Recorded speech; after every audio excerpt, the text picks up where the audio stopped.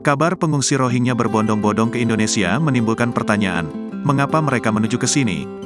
Apalagi mereka nekat hanya menaiki perahu reyot saja untuk pergi dari kamp pengungsian di Bangladesh. Apa alasan pengungsi Rohingya menuju Indonesia? Semakin banyak pengungsi Rohingya meninggalkan kamp-kamp pengungsian di Cox's Bazar, pantai tenggara Bangladesh, dan menyeberangi lautan sejauh 1.800 km menuju Indonesia dengan perahu reyot. Pekan lalu, polisi dan nelayan Indonesia mulai berpatroli di beberapa wilayah di Aceh untuk mencegah pendaratan perahu para pengungsi. Lebih dari 1.000 warga Rohingya tiba di Indonesia bulan ini, jumlah terbesar sejak 2015. Saat ditanya apa alasan mereka datang, seorang pengungsi Rohingya yang bisa berbahasa Inggris dan baru-baru ini tiba di Indonesia mengungkapkan alasannya ingin tinggal di Indonesia. Pengungsi Rohingya bernama Abdurrahman itu mengaku, setelah tiba di Indonesia, ia tidak mau kemana-mana dan hanya ingin tinggal di Indonesia saja. Ia menilai jika Indonesia adalah negara yang damai. Kami tidak mau pergi kemanapun dan hanya ingin tinggal di negara ini saja. Kami tidak ingin kembali, kapal kami mengalami kerusakan mesin. Bagaimana kami bisa pergi ke tempat lain? Ujarnya. Dikutip cuplikan video akun TikTok @andi.sanjaya86, Selasa, tanggal 5 Desember tahun 2023. Kami hanya pergi ke sini, di negara ini, negara yang damai ini.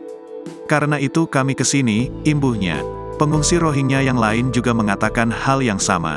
Ia menganggap Indonesia adalah tempat yang baik dengan orang-orang yang jujur. Sementara itu, dikutip dari Kompas.com, sebelumnya sekitar 1 juta orang Rohingya tinggal di kamp pengungsian kumuh di Cox's Bazar. Pada 2017, militer Myanmar memulai aksi brutalnya terhadap warga Rohingya yang tinggal di negara bagian Rakhine dan menghancurkan desa-desa serta menewaskan ribuan orang. Ratusan ribu lainnya menyelamatkan diri dengan melintasi perbatasan ke Bangladesh. PBB menyebut tragedi itu sebagai contoh nyata pembasmian etnis. Namun, kehidupan para pengungsi Rohingya di Bangladesh tetaplah sulit karena banyak dari mereka kekurangan makanan, keamanan, pendidikan, hingga kesempatan kerja di kamp pengungsi yang penuh sesak.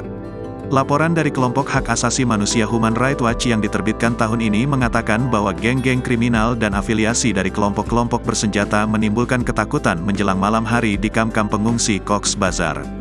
Menurut kepolisian Bangladesh, sedikitnya 60 orang Rohingya telah terbunuh di kamp Cox's Bazar tahun ini. Naisan Elwin, salah satu pendiri jaringan aktivis Free Rohingya Coalition, mengatakan kepada DW bahwa banyak pengungsi Rohingya yang melarikan diri dari aksi kekerasan di kamp-kamp tersebut.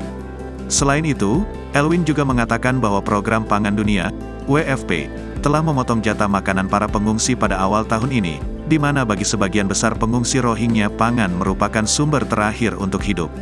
Pengungsi Rohingya tidak diizinkan bekerja atau mendapatkan pendidikan yang layak di Bangladesh. Para pengungsi dilarang untuk belajar bahasa Bengali, karena pihak berwenang negara tersebut tidak ingin mereka berintegrasi ke dalam masyarakat umum. Mereka juga dilarang mendapatkan kewarganegaraan formal di Myanmar. Tidak adanya mata pencaharian yang layak adalah penyebab utama para penyintas genosida ini melarikan diri dari kamp pengungsi dan melakukan perjalanan berbahaya ke negara-negara Muslim seperti Malaysia dan Indonesia, kata Rezaur Rahman Lenin, seorang peneliti Rohingya yang berbasis di Cox's Bazar, kepada DW. Lenin menambahkan bahwa ada komunitas warga Rohingya yang cukup besar di Indonesia dan Malaysia, serta banyak pula pengungsi yang percaya bahwa mereka bisa mendapatkan penghasilan di negara tersebut. Download Tribun X sekarang, menghadirkan lokal menjadi Indonesia.